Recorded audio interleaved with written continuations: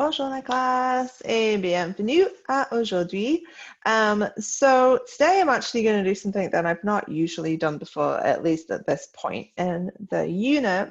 So we are continuing our new unit, Il était une fois.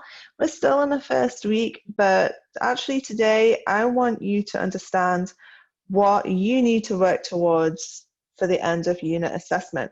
Traditionally, I don't introduce the end of unit assessment. I talk about it, but I don't introduce and show you this until like the last couple of weeks of the unit. So you wouldn't see it for then like at least 3 more weeks. But with this year being how it is, I feel like this will encourage you of what you need to be doing each day that can support your learning and support you in achieving really well at this end of unit assessment. So do not wait until the next 3 or 4 weeks to start working on this. We're actually going to work on it in semaine une. We're going to start working on it today. So in today's lesson, we are going to numéro 1, read the task sheet together, because this task sheet is all in French. And then we're going to read the rubric, which is not all in French. And then there's a Google form that goes along with this video where you will be able to demonstrate to me once you've watched this what you understand of the assessment. And then you're also going to post in PowerSchool as a discussion board a little bit about, and I'll tell you that I'll remind you of what you're posting in there. But I want to know your first ideas of what you are thinking of choosing. Now, I don't want anybody to start planning already for this assessment because you've only done one thing so far, les trois petits cochons, and that is not enough. So we're going to do a lot more this week and over the next few weeks. And so I don't want you to start planning or doing anything right now because I want you to use what we do in class to help you. So I don't want you to start having all these wonderful thoughts where you will not be able to write that in French. So let's have a look at what the task sheet is, what the rubric is, and what you can start thinking about today and what you do need to start doing to prepare yourself for this assessment, which isn't going to be for the next 4 weeks. Okay, so I'm going to share with you the task sheet first, qui est en français. So you, by the time that you watch this video, you will have access to this. So you can download it and annotate it as you're going along with me, or you can just take notes separately for this, and you will continue to always have access to this video to come back to. But I want you to have a good understanding of the possibilities and the potential of this task. So, la première chose, is that screen sharing right now? I feel like it's not. No, it's not. Okay, voila. So now it's screen sharing. Before you were just staring at me. Okay, so the title is Les contes de fées tordus, which is over here. Tordu is fractured. Les contes is tales. A fée is fairy. So les contes de fées is fairy tales which are fractured. So this whole unit is on fairy tales and myths and legends and that kind of thing. So let's have a little look.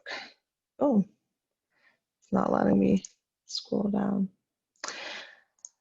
Okay, so je vais lire en français.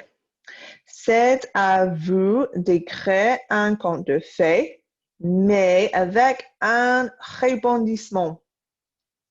Votre conte va être un conte à l'inverse. C'est à vous de choisir comment. De toute façon, soyez créative et amusez-vous. So, it's up to you to write a fairy tale, but with a twist. Your tale is going to be a tale like à l'inverse is opposite. So fractured, like a different kind of fairy tale, not traditional. it is up to you to choose how. In any case, be creative and have fun. So I want you to have fun with this. Some of you love the creativity and some of you not so much. So well, let's have a look at our different options and things that you can do to suit you and suit the kind of thing that you enjoy. So here are our different options. Premièrement, réécrire un conte de fées du point de vue de l'antagoniste, le méchant. Réécrire un conte de fées, mais utiliser un réglage différent. Alors, différents temps et ou le lieu. Écrire une suite à un conte de fées existant. Qu'est-ce qui se passe après? Et ils vécurent heureux pour toujours? Réécrire un conte de fées de sorte que la victime traditionnelle sauve le sauveur traditionnel. Écrire un hybride conte de fées, combiner un couple de personnages de différents contes de fées. Qu'arriverait-il si les trois petits cochons, pas du prince, avaient sauvé Blanche-Neige ou Belle au bois dormant? Et numéro 6, écrivez votre propre conte original. Okay, so let's go back and have a look at these together. So, numéro 1, réécrire un conte de fées du point de vue de l'antagoniste. So you can rewrite a fairy tale from the point of view of the antagonist. So the antagonist is le méchant, the bad guy. So think about a traditional fairy tale where the bad person is the witch. So for example, the movie Maleficent is a retell of a traditional fairy tale, Sleeping Beauty, but from the point of view of the antagonist, which was, is Maleficent, the witch, or the bad fairy. So this is kind of becoming a more common thing, but maybe I want you to retell that story because it's been done. But there may be something else that you want to retell from a different point of view. Okay, numéro 2. Réécrire un conte de fées. Oh, so rewrite a fairy tale, but using a different what's the word? Not time frame. A different setting. So for example, time and or place. So you're talking about Sleeping Beauty, but instead of it being in once upon a time in this beautiful fairy tale castle in France, you choose some little hick town in Indiana. I don't know. You can be more creative than me. But think about a different place. You can set it in a different place or a different time. Okay? So, numéro 3 is écrire une suite. So this isn't rewrite, but this is to write une suite is a following. So what happens next to an existing fairy tale?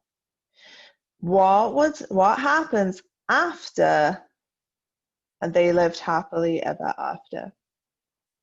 So again, think of a fairy tale that already exists, or a story that already exists, but what happens afterwards? So if you've ever seen, if you've ever seen the movie or the musical Into the Woods, one of the things that I like about that one is that it actually goes on to kind of imagine like what happens afterwards. So when after the prince and princess get married, actually the prince is kind of not Prince Charming, let's say, and maybe they end up wanting to get a divorce, so they find it difficult to have children, or I don't know, something. You could be pessimistic, you could be optimistic, you can be whatever you want, but what happens afterwards?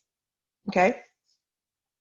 Numéro 4 is again réécrire, so rewrite a fairy tale, but in the manner that the traditional victim saves the traditional savior. So really turning it on its head, and this may be for you more prone to feminism or whatever, and I love these kind of things instead of, you know, the traditional victim, the Sleeping Beauty, the Snow White, the ones who are paraplegic, just kind of lying there unconscious and waiting to be saved by their prince. You turn it on the head that they actually save the prince or something like that.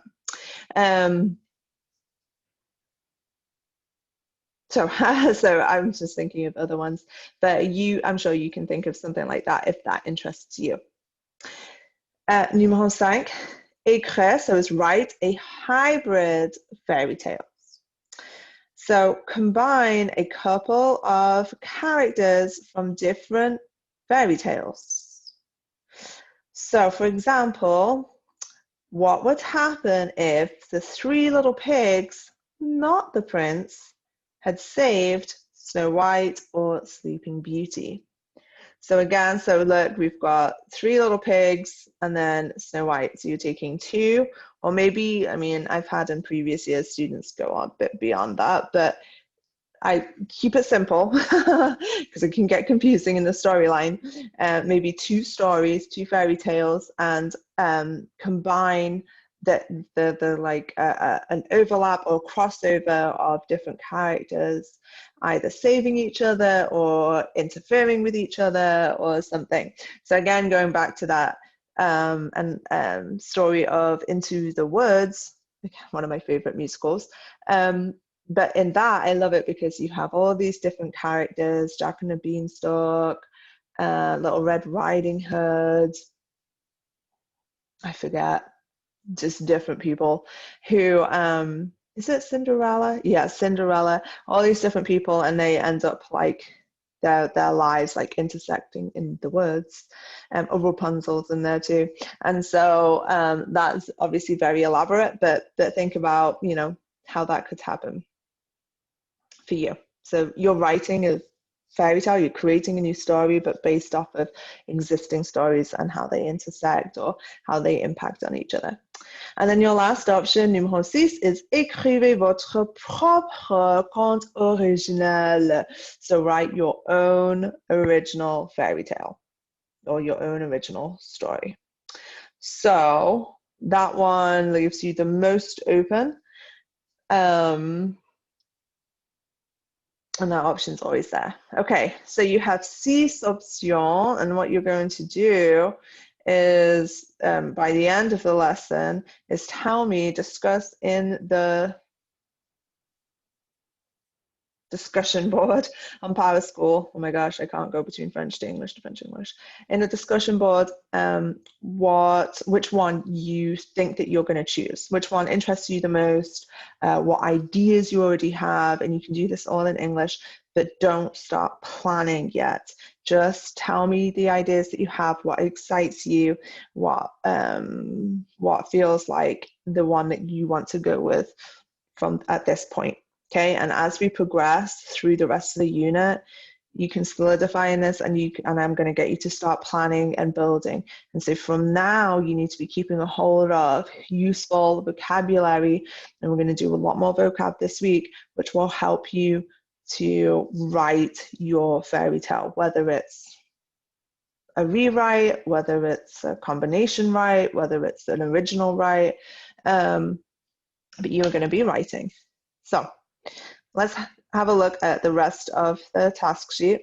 So, votre conte devrait me montrer que vous avez bien appris les points de grammaire vocabulaire suivantes. So, your writing, your story, must show me that you have really learned the points of grammar and vocab following. So, the following points of grammar and vocab. So, as I've already said, there are no new grammar points. So we have done le passé composé ever since French 2. So this is a French 2 and a consistent all the way through French 3 grammar concept, but it's tough. So we're going to revisit it, and I'm going to assess it again in this unit.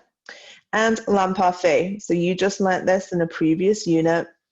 So I want you to keep going and keep showing me that you can use this. Okay, so we're going to keep practicing with these two major grammar points.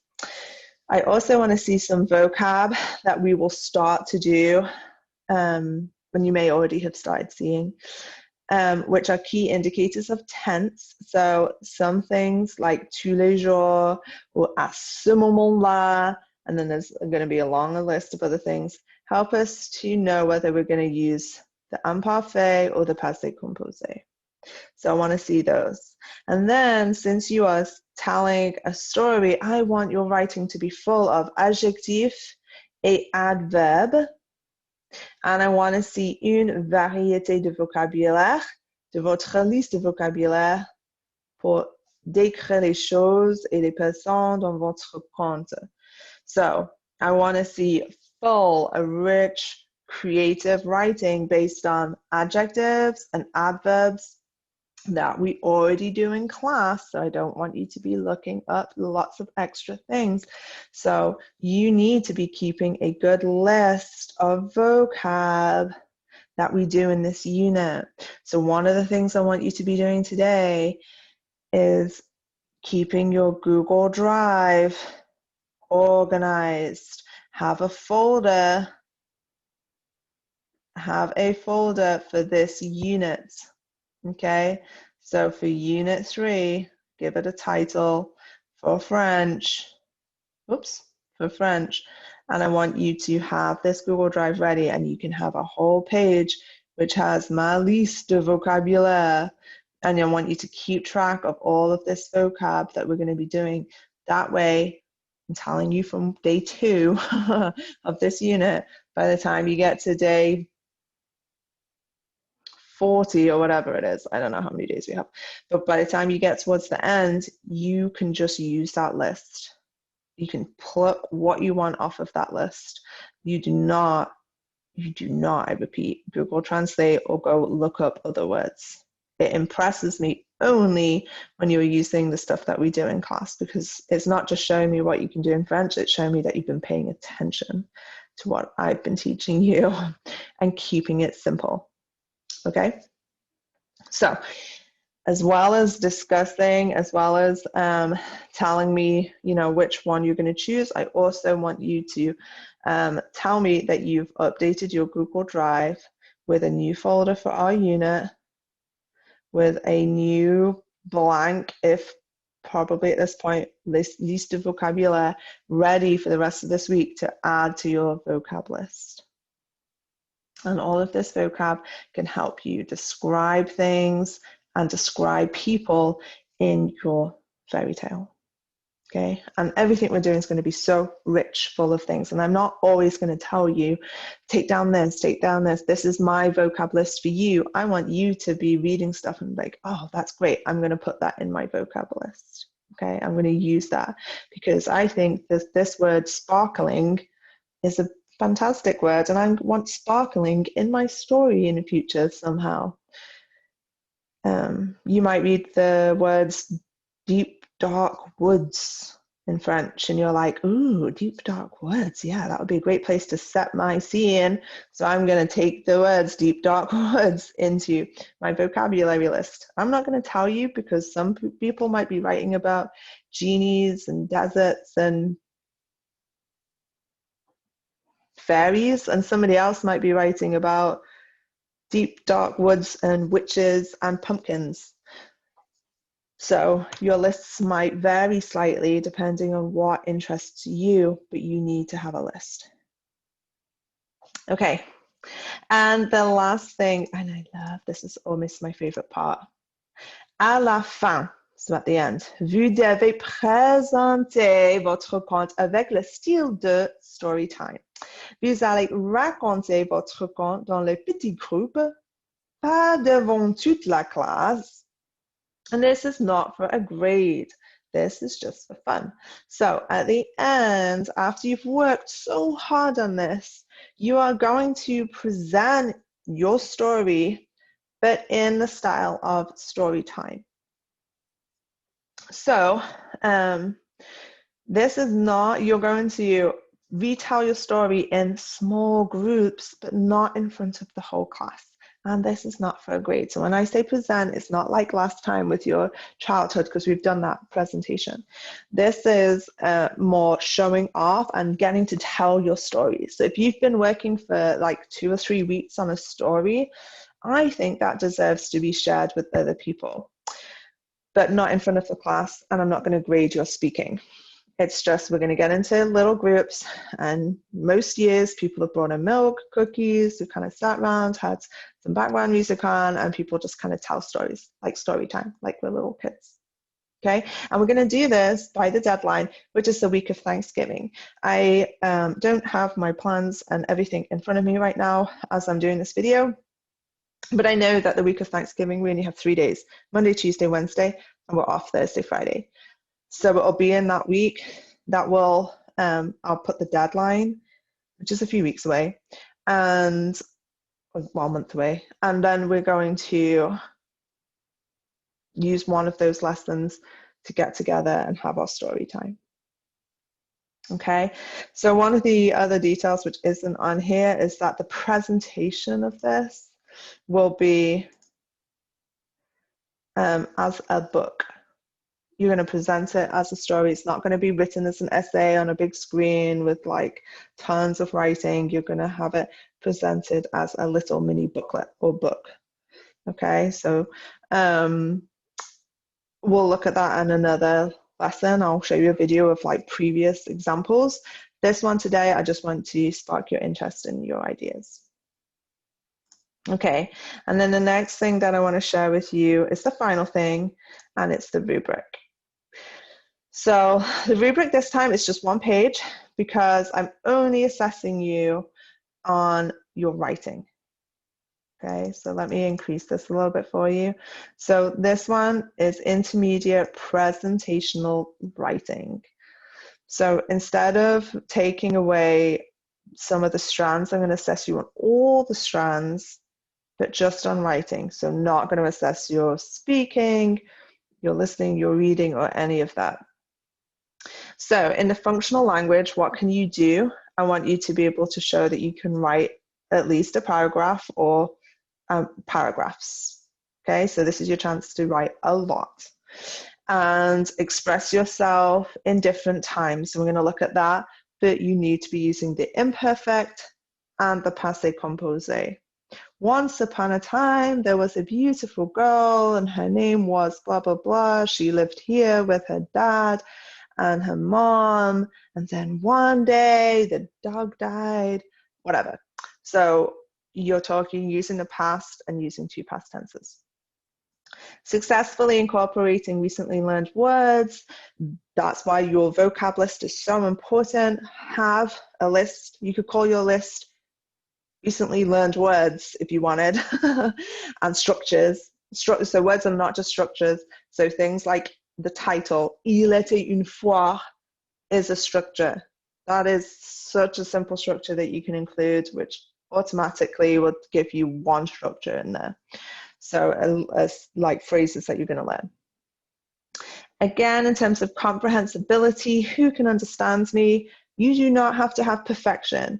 Your writing is understandable despite some errors. It's still an A+. Okay, by a native speaker. But we are going to do a draft and a redraft, so I can help you to try to get no errors. But we're going to, draft this process again in your writing. And then the last thing, sophistication and organization, is quite a lot of strands here. So addressing all the requirements of the prompt being the task sheet, an introduction. So I do want to see clearly how are you starting, and a conclusion, how are you ending your story. Successfully connecting ideas into a paragraph using level appropriate transitional elements. So we'll come back to this as you begin your writing, and I'll point out transitional elements. Transitional elements are things like, then this happened, next that happened, after this happened. But level appropriate means we're probably going to go beyond some of the French 2 things that you did, like then, next, after.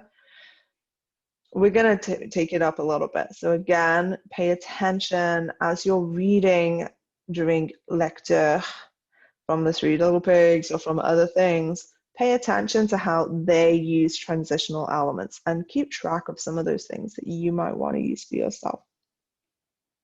And then the last thing is using complex and compound sentences. Again, we'll look at this closer to the time in terms of the rubric, but compounds are joining your sentences together with and, but, so, because. You've been doing this since French 1, so you should be successfully, regularly doing this. And then complex is more French 3 thing. And so this is saying, this is like having 2 levels to your one sentence. So we did this actually last unit. When I was little, when I was younger, I used to like blah, blah, blah.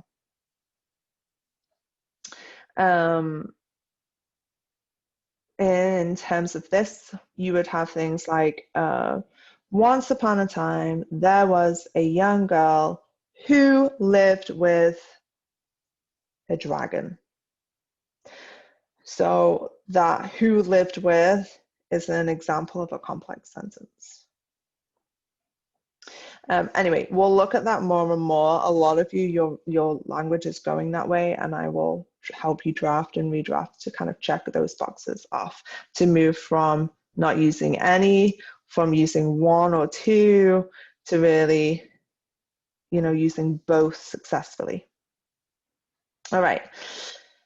So I know there's a lot of information that I'm throwing at you today, but this is the entirety of the lesson, okay? So I want you to go ahead and complete the Google form. It's mostly for check-in, but there's a couple of questions on there which demonstrates to me you've watched the whole video. What do you understand? And your space to ask me if you have any questions so that I can address those the next time that I see you. So that's super important. And then you are going to, then you're going to go onto the PowerSchool discussion board, and I want you to have gone back to the video, kind of pause those 6 options and choose one and share it with the class. Share with me and the class which option you think you're going to go with. And it doesn't mean that 100% you can't change your mind. You can still change your mind, but I want you to be committing to something, and if you're ready, you can start telling us some of your preliminary ideas, but please be prepared to change your ideas as you go, because we're only on day 2 of this unit. I don't want you to bite off more than you can chew. Okay, so I'm really looking forward to hearing from you and seeing from you what kinds of writing that you want to take on for this unit. And then when I see you in person, we'll get to learn a little bit more about the vocabulary. I probably should even add on to here as well. I think this is super important to create a new Google folder for this unit.